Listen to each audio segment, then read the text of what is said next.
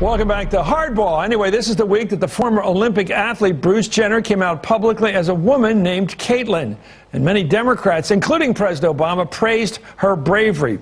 On the right, however, this story is very different. According to the Washington Post, quote, among the social conservatives who are a powerful force within the Republican Party, there is a far darker view. To them, the widespread acceptance of Jenner's evolution from an Olympic gold medalist whose masculinity was enshrined on the Wheaties box to a shapely woman posing suggestively on the cover of Vanity Fair was a reminder that they, the conservatives, are losing the culture wars. Across social media, blogs, and talk shows this week, conservatives painted an apocalyptic view of America. While most of the 2016 Republican candidates have remained quiet, conservatives on radio and online have given a harsh assessment. Conservatives and Republicans are the new weirdos, the new kooks. And that is part of the political objective here in normalizing all of this really marginal behavior. I mean, if less than 1% of the population is engaging in it, it's marginalized behavior. It isn't normal, no matter how you define it. If you want one snapshot of just how corrupt, how morally twisted, how morally confused, how morally bankrupt we have become, all you've got to do is take a look at the cover of Vanity Fair magazine. Liberals are always, science, and conservatives don't believe science. Right. This Bruce Jenner still has Y chromosomes in every cell of his body. Right. Do not tell me he is a girl. If it's real, it is a mental illness, and I don't think we should be celebrating it and laughing about it. Well, earlier this year, Mike Huckabee joked about transgender people as such. Let's watch him in action. Now, I wish someone had told me when I was in high school that I could have felt like a woman when it came time to take showers in PE. I'm pretty sure I would have found my feminine side and said, Coach, I think I'd rather shower with the girls today.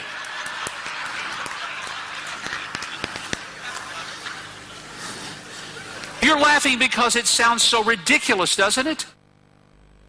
What does all this say about social conservatives in the Republican Party? Matt Schapp is the former political director in the George W. Bush White House, and Gregory Angelo is executive director of the Log Cabin Republicans. I want to start with you, Gregory, and you obviously have a wing of your party that goes flapping like nuts when this stuff happens. Yeah, but it is a wing. You chose the most firebrand pundits out there. I took out Michael Savage this afternoon during our meeting. Well, again, but that's even worse. But you're talking about radio hosts and pundits. Well, who are they? And well, they're pundits. They're just that. Are you kidding me? There's not a person in your party that will stand up to Rush Limbaugh. Rush Limbaugh is an incredibly powerful person in the Republican Party, and you know it. So don't say he's just some guy off in the wings somewhere. Well, I'm more concerned not so much with the voices against Caitlyn Jenner right now, but what you didn't mention in the opening of your segment was the Republicans that have come out in support of Caitlyn Jenner. We have Rick Santorum running for president of the United States. Let's go there. We have him right now. We have it all queued up. Thank you. As I said, there aren't many 2016 Republican contenders willing to even comment on Caitlyn Jenner. Perhaps surprisingly, one of the few who did was Rick Santorum. What he said might be even more surprising. Asked by reporters about Jenner's gender change, Santorum said, if he says he's a woman, then he's a woman. My responsibility as a human being is to love and accept everybody, not to criticize people for who they are. Santorum later expanded on his position. Let's listen. If Bruce Jenner says he's a woman, then I'm not going to argue with him. I know what anatomically and biologically he is, and that doesn't change by him self-identifying himself. I mean, his genetics and DNA isn't changing, but out of respect, I'm not gonna, as I said, I'm not gonna argue whether Bruce Jenner is a woman with Bruce Jenner. I'm gonna treat him with dignity and respect, and that's what I said. Okay, let me go to Matt. What is the role? Gregory says it's not a large role. What role do the voices we were hearing and have been hearing about the Jenner new identity? What do they tell us about the state culturally of the Republican Party and how you're going to feel the presidential candidate next year? He either reflects those views, challenges them, or dismisses them. I want to know how you're going to handle this kind of talk. Well, obviously, the nation has shifted its views on issues surrounding gay rights rather dramatically. You can see that just in the polls. And you know, that's what's great about living in a democracy. It'll have an effect on these parties. I think the way Rick Santorum answered the question is right. Actually, there's a lot of, as you know, the center-right coalition is pretty broad. There's a lot of libertarian voices in there. And, you know, people have a right to live their lives. They have a zone of privacy where they get to make these decisions. And Ms. Jenner has a right to make these decisions. She's living her American life. And by the way, she doesn't seem to feel like conservatives hate her because she defines herself as a conservative, Right. which I think is an interesting part of this story. Is Huckabee just a joke? Do you ignore him?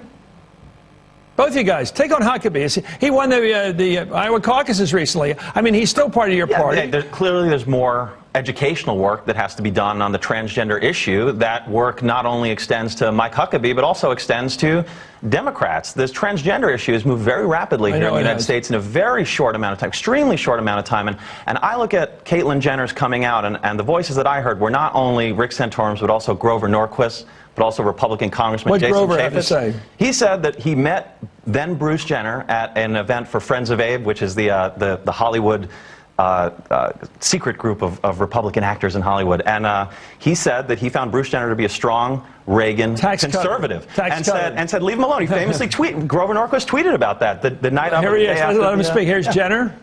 Caitlyn Jenner told ABC's Diane Sawyer that he was, that's back when he was Bruce, by the way. Let's watch him when he was Bruce. I think that it will be maybe unsettling thing for some people in the conservative wing of the Republican Party. I've thought about that. But Jenner insists neither political party has a monopoly on understanding. You're going to go to Mitch McConnell and John Boehner and ask them to help champion this cause. I would do that, yeah, in a heartbeat. Why not? Yeah, and I think they'd be very receptive to it. Matt, what happens if your party runs somebody more mainstream than these voices on the radio, which, by the way, I do think make a lot of noise with the Republican side, everybody who listens to them? What happens if you have a Houston situation like you had in '92, where Pat Buchanan and the rest of them do this, and Dan Quayle's wife come out and give this strong Jeremiah against new things? How are you going to avoid that hurting your party like it did back in '92, which helped Clinton get elected? Look, we're a broad party with a lot of people who have their points of view, and they're going to be heard. But I think we're going to nominate somebody who strikes the right tone on this. I mean, I think there's a whole collection of issues where conservatives and Republicans believe that people have the right to live their lives. And I think we're going to nominate someone like that. And by the way, you know, there were voices on the left, too. You know, Ed Schultz talked about this on his show, and he said, why are we talking about this when we have so many other issues? There's a lot of pastors that align themselves with the Democratic Party, a lot of black pastors who are out there very vocally on these issues. Look, America is facing these types of issues, and they're looking at them afresh. It affects all kind of areas of politics, and I think America's big enough and strong enough to try to find some kind of area of neutrality where Christians can have their views and be respected, and people like Ms. Jenner can have her views and be respected.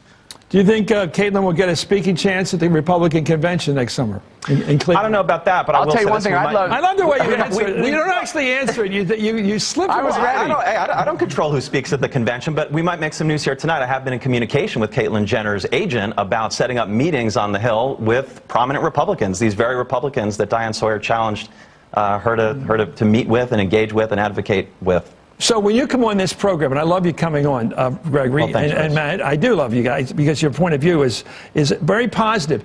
Do you think when people are sitting at home out in Route 40 around the United States, they're watching this show in a bar somewhere, do you think they're agreeing with you? Do you think you're speaking for the Republican Party when you speak with this tolerant voice? Okay, you're jumping. Go ahead, Matt. Well, let me just say, I mean, I watch your show and I hear you talk about these guys in Pennsylvania, right? These labor union guys, these trade union guys who might be sitting back.